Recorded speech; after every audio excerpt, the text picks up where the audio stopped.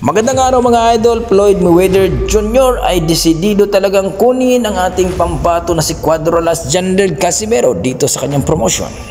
Promoter ni Alas ay nag-anunsyo na. Yan ang ating pag-uusapan ngayon mga idol, pero kung bago naman kayo napadpad sa aking YouTube channel, baka pwede makahingi ng isang like, subscribe at pakipindot na rin ang ating notification bell para ma-update kayo sa ating bagong video na katulad nito mga idol. Well mga idol, alam naman natin na kaliwat kanan ang pinag-usapan talaga ang ating pambato na si Cuadro-Las.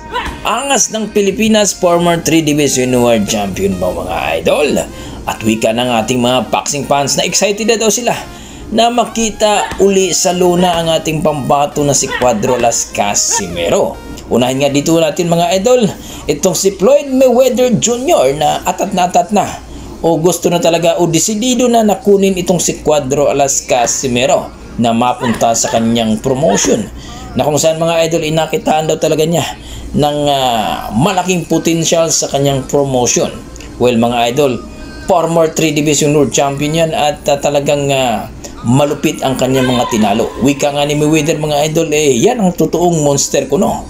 Hindi daw katulad ni Naoya Inoue ay lumalaban lang daw ito sa kanyang balwarte. Hindi katulad ni Alas na 11 difference country daw ang pinupuntahan para manalo sa kanilang laban.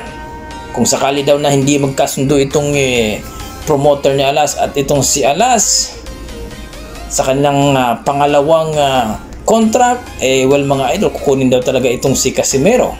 Well mga idol, alam naman natin itong si Cuadro Casimero na gustong gusto talaga na mapalaban dito kay Naoya Inoue.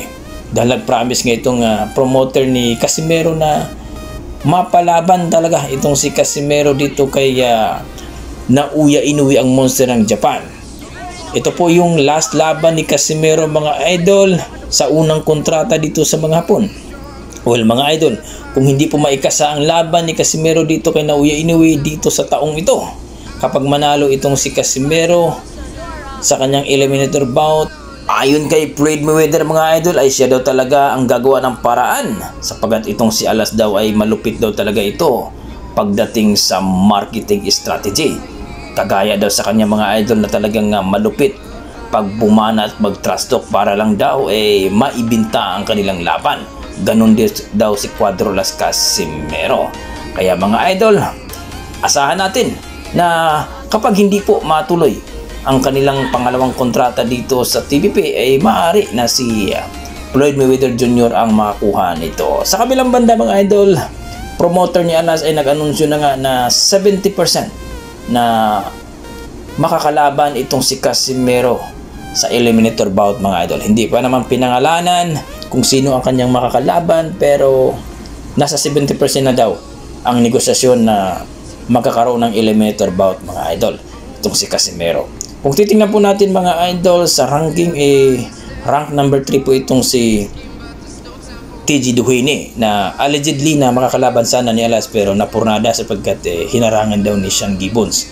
At ang rank number 4 si Cuadro-Las Casimero. Ang rank number 5 itong si Carl Hamis Martin mga idol. So kung sa ranking po ang ating pag-usapan, maaari po na si Martin ang kanyang makakalaban. Kung pipiliin naman ni Martin ang WBO para sa eliminator bout, sapagkat itong si Martin ay nasa rank number 4 din dito sa IBF. Well mga idol, depende pa rin yan sa matchmaker o promoter ni Martin at dito kay Cuadro-Las Casimero. Kung magmaterialize ang kanilang laban, well mga idol, wala tayong magagawa dyan dahil nasa ranking po si Martin at si Casimero sa WBO at IBF.